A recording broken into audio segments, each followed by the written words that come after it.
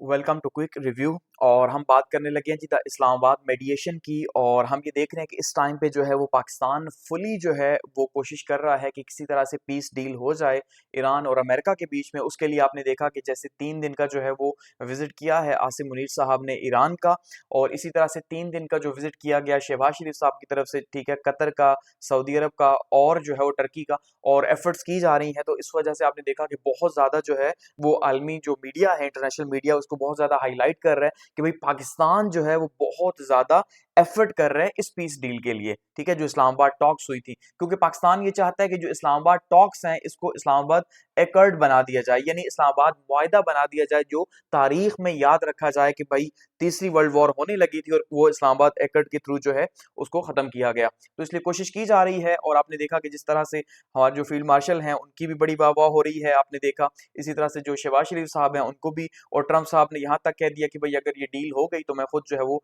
इस्लामाबाद आऊंगा। तो काफी ज्यादा जो है पजीराई मिल रही है इस टाइम पे। तो इवेंट क्या है जी कि कोशिश की जा रही है पाकिस्तान की तरफ से कि सेकंड राउंड जो है उसको उसको इस्लामाबाद में करवाया जाए और वो फाइनल राउंड हो। क्योंकि इस टाइम पे आपने देखा जो फर्स्ट राउंड है वो हुआ जिसके अंदर कोई भी फैसला नहीं हुआ कि भाई आगे मुआहदा कैसे होगा। क्योंकि एक साइड से 15 पॉइंट्स थे यानी अमेरिका की साइड से, दूसरी साइड से जो है वो 10 पॉइंट्स थे ईरान की साइड से, और दोनों ही बहुत ज्यादा मुश्किल थे। और इनका एक पेज पे आना ये बहुत ज्यादा मुश्किल था। क्योंकि अमेरिका ये मानता है, जो डीजी विनस साहब यहाँ पे आए थे पाकिस्तान के अंदर, तो उनका ये मानना था कि भाई ट्रंप ये मान रहे हैं कि ईरान तो हारा हुआ है, तो हारे हुए साइड को जो है वो अपनी कंडीशंस नहीं रखनी चाहिए। समझ रहे हैं ना, यानी वो किस माइंडसेट के तहत आए। और आपने उनके ट्विटर के ऊपर देखा भी कि किस तरह से वो वहां पे मैसेज करते रहे हैं कि भाई ईरान हमारे साथ मुकाबला नहीं कर सकता, उसका क्या काम है कि वो अपनी डिमांड्स रखे, इसलिए जो हमारी डिमांड्स है उसको मान ले और कुछ हम उसकी मान लेंगे।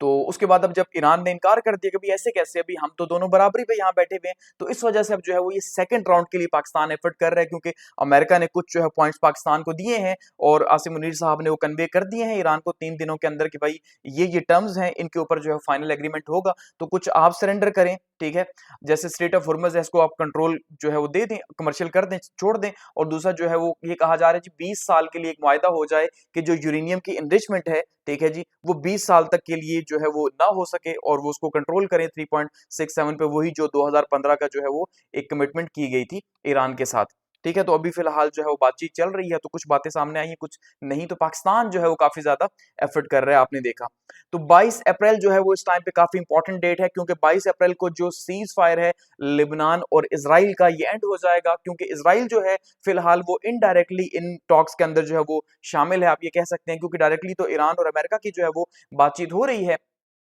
लेकिन आपने देखा कि उसके 1 हफ्ते बाद तक भी जो है वो लेबनान के ऊपर अटैक होते रहे हैं। और इसके बाद लेबनान के बाद जो अगला थ्रेट पैदा हो रहा है वो टर्की को पैदा हो रहा है, भाई कि ये तो हमारी साइड पे आगे बढ़ रहा है। जैसे ईरान की साइड पे आ रहा है तो पाकिस्तान को थ्रेट पैदा हो रहा है, समझ रहे हैं। तो इसलिए जो है वो इसराइल के मामला कुछ इस तरह से चल रहे हैं, काफी ज्यादा क्रिटिकल।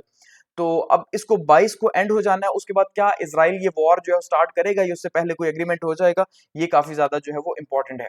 अब आपने देखा जैसे कल जो है, कल के दिन के अंदर यानी कि 17 अप्रैल को ईरान ने जो है वो स्ट्रेट ऑफ हुर्मुज खोल दी। लेकिन उसके बाद क्या हुआ कि आज दोबारा से उसने जो है वो स्ट्रेट ऑफ हुर्मुज क्लोज कर दी है कि भाई अमेरिका जो है वो वायलेशन कर रहा है, ठीक है, उसकी तरफ से गन फायर किए गए हैं और वायलेशन कर रहा है, इसलिए उसने बंद कर दी है। सो इसका मतलब अभी तक जो है वो स्ट्रेट ऑफ हुर्मुज का कंट्रोल जो है ईरान के पास है, और फिलहाल तक जो है मामलात आगे नहीं बढ़ रहे, यही सब ज्यादा क्रिटिकल है। अब आपने देखा इनिशियल जो डायरेक्ट टॉक्स हुई थी, जिनको इस्लामाबाद टॉक्स का नाम दिया गया, उसके अंदर सबसे पहले क्या हुआ कि दोनों साइड से बैठे गए और पाकिस्तान बीच में जो है मीडिएट उसने करवाने की कोशिश की, और कोशिश की गई कि किसी जो है वो एक पॉइंट पे आ जाए, लेकिन एग्रीमेंट नहीं हो सका। क्योंकि अमेरिका का ये मानना था कि ईरान जो है वो अपने पॉइंट्स नहीं रख सकता क्योंकि वह हरा हुआ है, जबकि ईरान का ये मानना है कि जिस वजह से हमने सेक्रीफाइसेस दी हैं, ठीक है, सब कुछ किया, इतनी शहादतें बर्दाश्त की, तो हम वही बातें बाद में मार ले तो क्या फायदा। यानी अमेरिका जो जंग में हासिल नहीं कर सका वो डिप्लोमेटिक टेबल पे वो हासिल करना चाहता था, इस वजह से वो सारी की सारी टॉक्स फेल होगी। उसके बाद अब पाकिस्तान को ये टास्क मिला हुआ है कि राउंड 2 के लिए जो है वो कोशिश की जाए,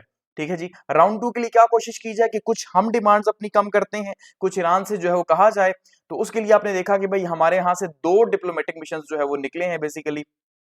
एक जो है वो मिलिट्री का, यानी कि आर्मी चीफ साहब जो हैं, या हमारे जो CDF साहब हैं, आसिम मुनीर साहब, वो ईरान पहुंचे हैं 3 दिन के लिए, और 3 दिन वहां पे उन्होंने मुलाकातें की हाई कमांड से, वहां पे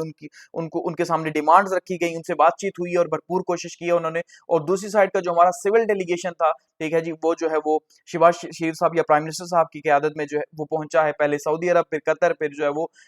टर्की पहुंचा, और वहां से कोशिश की जा रही है कि भाई, क्योंकि अब हमारा जो एक्चुअली में मुआहदा है, अगर आप उसको देखेंगे तो वो तो सऊदी अरब के साथ है। और जबकि आपने देखा कि जिस दौरान यहाँ पे इस्लामाबाद टॉक्स हो रही थी, उसी दौरान ये रिपोर्ट आई कि पाकिस्तान ने 13,000 फौजी अपने जो है वो भेज दिए हैं, ठीक है, सऊदी अरब। और वहां पे पाकिस्तान ने 13 से 18 जो है वो अपने एयरफोर्स के जहाज भी, फाइटर जेट्स भी भेज दिए हैं सऊदी अरब, कि भाई अब सऊदी अरब के साथ हम मिलके जो है लड़ेंगे। यानी अगर कल को ये वॉर, लेट सपोज कल ही स्टार्ट हो जाती है, और अब जैसे तेहरान या ईरान की साइड से उनके जो कमांडर साहब है वो ये कह रहे हैं कि अब अगर ये वॉर होती है तो ये ग्लोबल वॉर होगी। सो इसका मतलब ये है कि वो पहले से एक तो डरा रहे हैं, दूसरा दूसरा वो ये बता रहे हैं कि भाई ये ग्लोबल वॉर होगी और हम वो मिसाइल्स यूज करेंगे जो इस महीने में हमने बनाए हैं, क्योंकि वो कैपेसिटी आप हमारी खत्म नहीं कर सकते। जबकि अमेरिका ये चाह रहा है कि बैलिस्टिक मिसाइल का जो प्रोग्राम है उसको भी लिमिट किया जाए, जबकि ईरान इस बात पे बिल्कुल भी नहीं मान रहा, ठीक है। तो वो कह रहे हैं भाई, हमने इस महीने में जो मिसाइल्स बनाए हैं वो यूज करेंगे, और दूसरा हम ग्लोबल वॉर कैसे बनेगी। अल्टीमेटली इसका मतलब ये है कि ग्लोबल प्लेयर्स इसके अंदर शायद में भी चाइना, रशिया इन्वॉल्व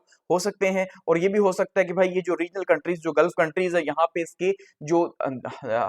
हमले हैं वो बहुत ज्यादा तेज हो जाएं, और फिर जो है उसको काउंटर करना बहुत ज्यादा मुश्किल हो जाए। तो अगर ऐसा होता है तो पाकिस्तान को अल्टीमेटली अपनी फोर्सेस तो भेज दी हैं, तो पाकिस्तान जो है वो किसका साथ देगा जी, सऊदी अरब का। तो ये फिर पाकिस्तान भी इन्वॉल्व होगा, और पाकिस्तान के लिए भी काफी ज्यादा क्रिटिकल चीजें होंगी। तो इसलिए हम जो है अपने अरब मालिक के साथ भी मिलकर चलना चाह रहे हैं, उनके साथ भी हम डिप्लोमेसी में लगे हुए हैं कि किसी तरह से वो जो है वो अमेरिका को समझा सकें, ठीक है। और साथ में हम ईरान के साथ भी खड़े हैं कि भाई हम आपके साथ भी खड़े हैं, लेकिन हमारा एग्रीमेंट जो है वो एक्चुअली में किसके साथ है, वो सऊदीया के साथ है। अब देखिए यहाँ पे ट्रैक ए में हमारे पास क्या हो रहा है, स्ट्रेटेजिक और डायरेक्ट टॉक्स हो रही हैं, जिसके अंदर आसिम मुनीर साहब जो है वो 3 दिन के लिए पहुंचे, और वहां पे उन्होंने जो है मुख्तलिफ प्रेसिडेंट से बात की, फॉरेन मिनिस्टर से बात की, पार्लियामेंट के स्पीकर से बात की। यानी वो जो कमांड है, वॉर कमांड आप इसे कह सकते हैं, जो इस टाइम पे जो है जंग के मामलात को देख रही है, और ऑब्जेक्टिव क्या है कि राउंड 2 के लिए जो है वो कुछ मामलात को सेटल किया जा सके।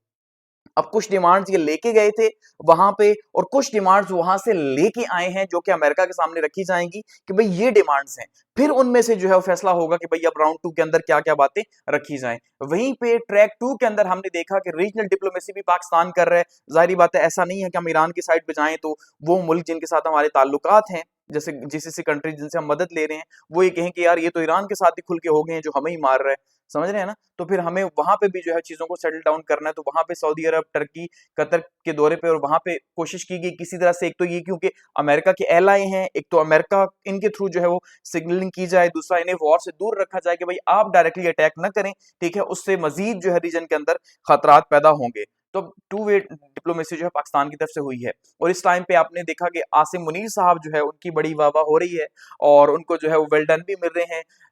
अमेरिका तक से वेल डन मिल रहे हैं, और डोनाल्ड ट्रंप साहब जो उनकी एडमिनिस्ट्रेशन कह रही है कि पाकिस्तान के जो आर्मी चीफ साहब हैं वो बहुत शानदार काम कर रहे हैं, और वो गुड गाय तो आपको पता है ही। तो इसलिए जो है इनको काफी ज्यादा जो है वो पजीराई मिल रही है कि काफी ज्यादा एफर्ट कर रहे हैं। दूसरा, फ्रंट से आके जाहिर बात है खेल रहे हैं, खुद चीजों को डील कर रहे हैं, तो ये भी हम सराहना पड़ेगा। जहां पे अच्छी बात है, हम वहां कह सकते हैं कि कोशिश की जा रही है एटलीस्ट कि ऐसे हालात में, जब कि ईरान पे जाना बहुत मुश्किल है, किसी हाई कमान का वहां पे 3 दिन ये गुजार के आए हैं, क्योंकि कुछ भी हो सकता है, जाहिर बात है। तो इसलिए वहां पे बातचीत जो है वो जारी है फिलहाल। अब दूसरी साइड से सऊदीया, कतर और टर्की भी एफर्ट कर रहे हैं किसी तरह से जो है वो अमेरिका को समझाया जा सके और बताया जा सके कि भाई अगर आप ये वॉर करते हैं तो इसमें तो आपका क्या फायदा या नुकसान है, असल में तो जो है आपका लॉस ही हो रहा है, और इसराइल जो है वो सारे के सारे ही मामला चला रहे, तो आपके मामला हमसे खराब हो जाएंगे। अब जैसे कि टर्की और आपने देखा इसराइल, वो भी आमने सामने खड़े हैं, ठीक है। तो इस वजह से इस टाइम पे जो है वो इसराइल को और अमेरिका को अलग करने की कोशिश की जा रही है किसी तरह से, कि इस तरह के मामला चलाए जाएं कि अमेरिका और ईरान की डील हो जाए और इसराइल को साइड पे कर दिया जाए कि उसे हम देख लेंगे, समझ रहे हैं ना, कि उसे हम देख लेंगे। लेकिन अब बहुत मुश्किल है, क्योंकि आपको पता है ज़ोनिस्ट लॉबी बहुत ज्यादा स्ट्रांग है, वो अमेरिका कभी भी साइड पे नहीं होने देगी। हाँ, ये अलग बात है कि वहां पे अब जो है मिड टर्म इलेक्शंस आने लगे हैं, शायद उस प्रेशर में भी ट्रंप ये चाह रहे हैं, क्योंकि अमेरिकन तो यही सोच रहे हैं कि इस टाइम पे जो है ये वॉर में शामिल नहीं होना चाहिए था, और इसलिए जो अमेरिकन थिंक टैंक्स है वो इस बात पे बिलीव करते हैं कि भाई वॉर जो है उसे रुकना चाहिए, और खास करके मिड टर्म इलेक्शन से पहले तो जरूर ही रुकना चाहिए, वरना ट्रंप के लिए बहुत ज्यादा मुश्किल हो जाएगा।